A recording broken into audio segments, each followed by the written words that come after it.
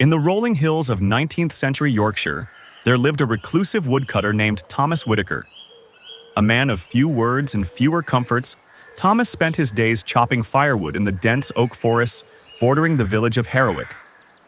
His cottage, nestled at the edge of the woods, was a patchwork of mossy stones and creaking timbers, a testament to his solitary life.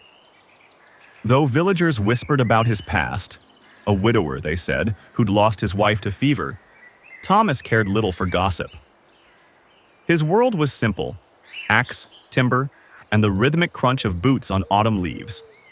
One frost-laced morning, Thomas set out earlier than usual. A letter had arrived the night before, a plea from his estranged sister in London, begging him to visit. "Come before winter. She'd written. I fear this may be our last chance." The words gnawed at him. For years, he'd hoarded coins in a rusted tin beneath his floorboards, saving for a journey he'd never dared make. Today, he vowed, he'd gather enough wood to sell for a train ticket. By midday, Thomas had stacked a towering bundle of oak and birch, secured with frayed hemp rope. As he hoisted the load onto his back, a guttural bellow shattered the forest's silence. A wild cow, its matted fur streaked with mud, charged through the undergrowth. The beast's eyes blazed crimson, a symptom of the wasting sickness that had driven it mad. "Lost it!" Thomas roared, scrambling backward. The firewood tumbled to the ground as he sprinted toward a crumbling stone well, a relic he'd passed 100 times but never pondered. Gripping the moss-slick edge, he swung himself into the shaft, fingers clawing at a gnarled root protruding from the wall. The cow skidded to a halt above, snorting steam into the cold air. Dangling in the gloom, Thomas's boots scraped against wet stone. His pulse hammered as his eyes adjusted. 4 adders, their diamond-patterned coils glistening, writhed on a narrow ledge below. One strike, and their venom would stop his heart. Above, 2 black rats, gnarled creatures with yellowed teeth, gnawed at the root, their claws clicking like pocket watches counting down his doom. "Study, study," Thomas whispered, though his hands trembled. Then a sticky sweetness filled the air. To his left, a wild honeycomb oozed golden rivulets down the wall. Hunger gripped him. He'd skipped breakfast, and before he could resist, he plunged a finger into the comb.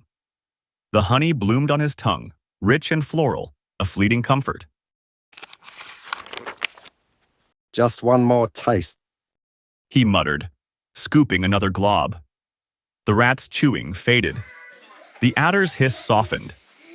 For a moment, he was a boy again, stealing honey from his father's apiary, his mother scolding him with a laugh.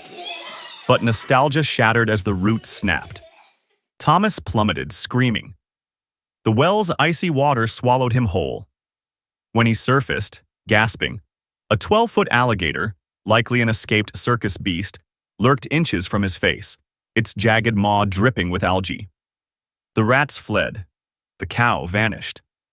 Above, the sky deepened to twilight, and the wind scattered his firewood across the moors like bones.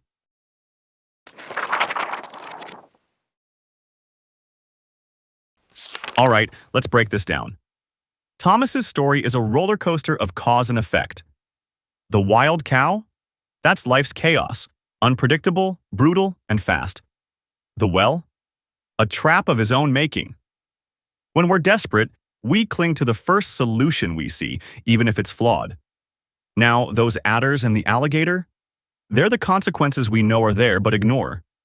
Ever put off a doctor's visit? Or ignored a leaky roof?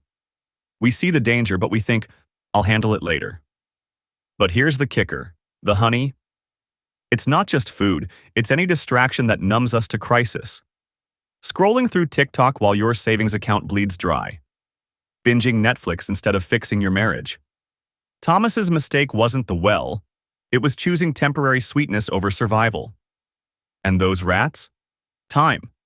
It's always chewing through your lifeline. Procrastination isn't harmless, it's rats at your rope. So, what's the takeaway? In chaos, focus. Prioritize the threat, not the comfort. Easier said than done, right? Let me know in the comments. What's your honey trap? What distraction do you need to quit? Before you go, smash that like button if this resonated, and subscribe to Decode Tales for more stories that make you think. Your support helps us keep the lights on.